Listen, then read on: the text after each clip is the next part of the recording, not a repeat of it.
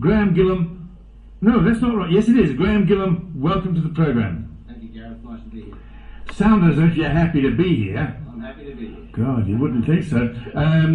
Okay, he's just released Vivid, Unleashed, featuring 2 film script adaptations. Okay, is this your first book? Yes, it is. Why did you start writing? I love reading, and Stephen King was my hero. I've read all these books, and he inspired me to love the genre of horror. And I too began writing, and I think I have a flair for writing, and continued on with that. What have you been doing career-wise? Many things. I was a DJ in my early years, and I joined the army in 2000. Mm-hmm.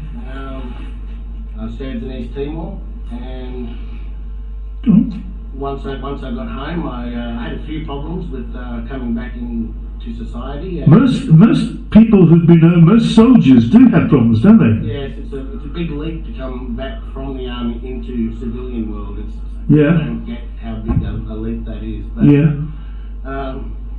So in my time after the army, I spent my time reading and writing, and that's where I gave birth to the book Vivid Unleashed. Okay, and Balboa Press. Is that the publishers? That's right, yeah, they're a division of Hay House, which are in Melbourne. Mm-hmm. Yes. You live up here though, don't you? I do. Why did you choose a Melbourne publisher? It was a good choice, everything that's good about Melbourne. Through reputation. I looked up online different publishers, and I chose to go with Balboa Press. And this is your first book? Yes. Did you have any difficulty convincing them to take you? I wouldn't say difficulty, but I had to refine it a few times, refine it again, until it was perfect. And with the help of Margaret Edwards, who also lives up here in the mountains, in Lithgow, she's the editor of iMag. She was my editor, and now we've got a product really great for bookstores. You don't have to answer this if you don't wish. Did you have to pay Miss Edwards? She didn't ask me to. Okay. I am going to. Right. Okay. I'm just curious. Because, like you, I since moving up here to the mountains, I've gone back to writing. I wrote a series of children's books for an American market years ago, but I decided to do some more writing up here because I couldn't do anything else when I came out after 2 major operations. I was stuck sort of at home. I can drive the car and do everything I want and broadcast, but I can't be athletic, move around as much as I'd like to. So I've gone back to writing, and I'm now on the 3rd book of a series. The first one has been published. Oh, yeah. But I like this I like it like in a hard copy. I've been put onto when you can read it on the little machine there. That's how you can read my book. Oh yes, on the Yeah. Tell me about this book. This book's a collection of short horror stories for young adults and readers alike.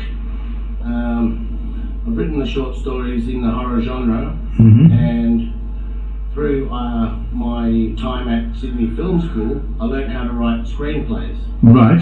So what I've done also is I've taken my stories and I've adapted them into a television series and a movie.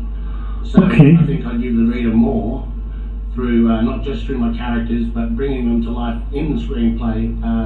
It's I think a new and unique and exciting way to present a book. Well, just a sec. You're listening to Radio Blue Mountains 89.1, where the time is... I said 89.1. It's important, the time, isn't it? Yes. Well, it's 15, 16, 17 minutes past 4 o'clock, and I'm very pleased to have a guest with me, Graham Gillam, who wrote a book called Vivid Unleashed.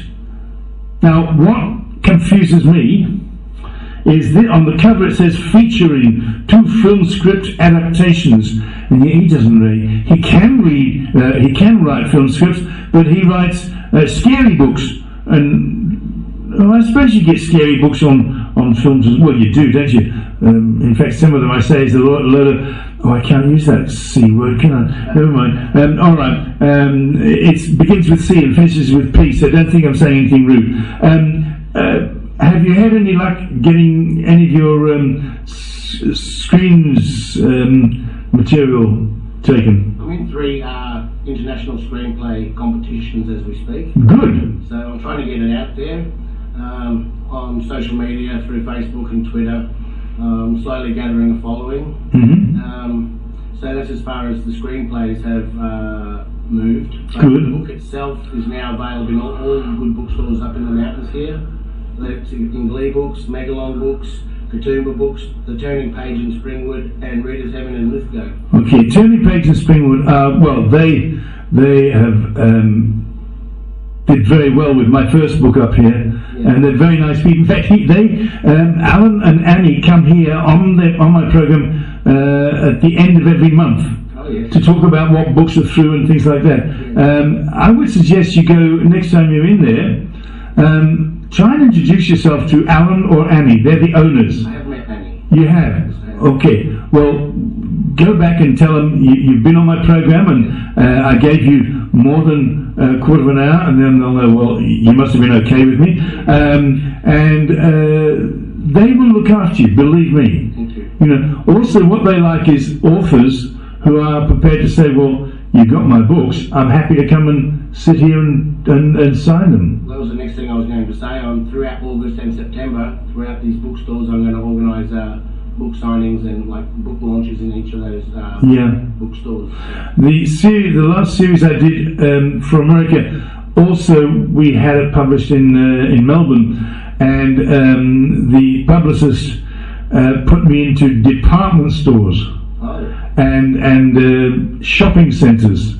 That's a big difference from a bookshop, because a bookshop, the people who are there are committed, but in a department store, it's everybody, you know. I am looking at going to Westfield and trying to set up a little table there and you know, sign for some shoppers coming through. Good traffic. Yeah. If you can remember to ring me, please. You've got my number at home, haven't you? Yeah. If you can remember to ring me at in any time after Thursday, in the evening after 6:30. Remind me who you are, and then I'll know. And remind me you're looking to get into one of the big shopping centres. Okay. Then I will work out a time to come back to you. But a member of my family is eventually, she doesn't know it yet, but she's eventually going to get engaged to a high-powered management person in one of those centres, and I can ring him for you. That'd be a great contact. Yeah, I'm a nice guy. God, I'm nice. Makes you so sick. How's the book selling? Steadily. Yeah. I went to Ironfest, and we sold quite a few at Ironfest. Yes. We set up a stall, and that was wonderful. And the bookstores are starting to trickle sales. Yes. As we work our way down the mountains, we're step off from the mountains to Penrith. Ironfest is the book thing up here, isn't it? Ironfest is the festival they have up in Lithgow. Oh right, yeah. It's quite the event, and that was a great place to have a stall. Yes. We've got a great big trailer, all decked out with sign writing. It looks fantastic. Yeah. Yeah, we did quite well. So. Good. That's good. That's good. Okay. Well, I look forward to reading this. I will read it. Don't worry. I will read it. I look forward to reading this. I won't start reading it for 4 weeks, because I'm reading my latest book, going through it again editorial-wise before I hand it to my publisher, because I'm saving myself some money, as you would appreciate. Is there? If you had to pick some of the characters you've written about in this, could you place them into human actors? Absolutely. Can you think of any actors you'd like to have in the book? Oh yes. With the great hope and esteem, people like Johnny Depp. Johnny Depp? Yes. Oh no, he's rude. He's such a great character. He's not. He's horrible. And all he likes is dogs. Yes, that's right. But he's a great costume. Yeah. Oh yes. And he comes up really good. And Keanu Reeves is another. Keanu Reeves. Yes. Margot Robbie of Australia. She'd be certainly well placed as a girl called Bonnie in one of the stories. Okay. Absolutely. could go on. But, right. Yeah. Okay, ladies and gentlemen, I am now going to give you some good news. Don't know how we're going to do this. I'll work out how to do it by next Monday, to my program for next Monday. But he must be making a hell of a lot of money out of this. He's given me a few copies, hard copies, and they're not changed, and I can see they haven't had a lot of hands on them. He's given me a few copies, not many, so don't think you can all come in at once.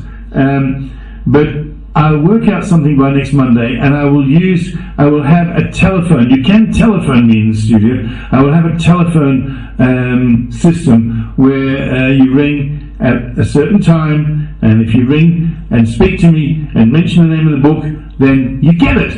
And there's not many of them to get. Okay, so I think I could go through, or maybe get rid of some on the Monday and some on the Tuesday, but that's the only chance you'll get. So please listen next Monday, and we'll have it. You see, I'm not silly. I can do these things because it's my program. Because he doesn't know what I mean. I introduce my program, and the name of it at the beginning of the program, and then I say, why is it called that? And I follow it up every week by saying, because I said so. So you will be able to get, if you're quick and if you listen, you will be able to get a copy of Graham's book. Graham, I'm delighted that you came in. Thank you very much for your time. I may look rude. I'm not. I'm looking to see what's the next track I'm going to play and how long I've got to get you out of this room and over to the front door. But it has been nice having you with me. Thank you, Gareth. Thank you. Please ring me evening-wise after Thursday. I know I'm busy up until Thursday. Mm-hmm. And when I say evening-wise, from 6:30 onwards, and I don't care how late it is. All right, because that's when I'm writing anyway. It's been a pleasure having you here. I've been talking to Graham Gillam, the author of Vivid Unleashed.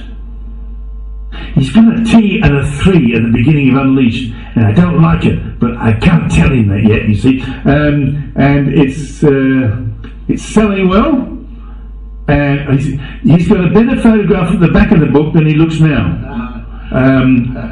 Yeah, he has.